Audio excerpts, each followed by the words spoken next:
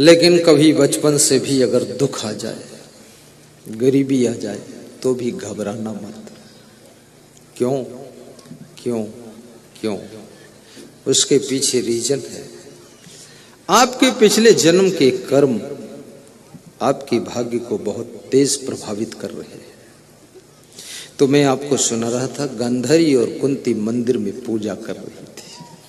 प्रसंग ब्रांच से चल रहा है। आकाशवाणी मंदिर में हो रही है कि आज दो देवरानी जेठानी आकर पूजा कर रही है, और जो कल प्रातः ब्रह्म मुहूर्त में 5 सोने के फूल मंदिर में देवी को अर्पित करेगा, उसका बेटा राज तिलक को प्राप्त करेगा, राजा बनेगा। गांधारी बहुत खुश हुई इस आकाशवाणी को सुनकर। हर मां खुश होती है जब उसे सूचना मिलती है कि मेरा बेटा राजा बनेगा। शायद नरेंद्र मोदी की मां भी बहुत खुश हुई होगी जब उनको प्रधानमंत्री बनने का समाचार मिला होगा कि तुम्हारा बेटा प्रधानमंत्री बनेगा। और शायद उसने पूछा होगा लोगों से, प्रधानमंत्री क्या होता है? उसको मत मालूम भी शायद कम होगा, प्राइम मिनिस्टर।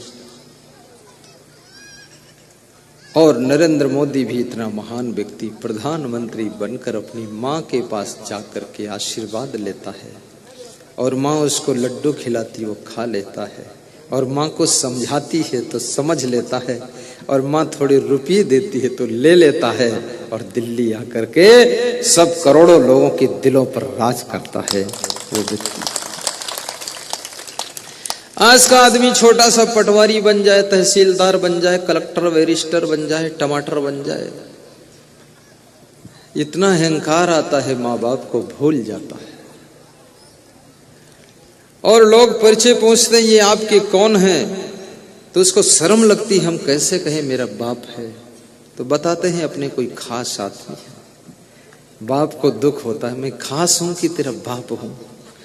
बेवकूफ कहीं का। बहुत पीड़ा होती है।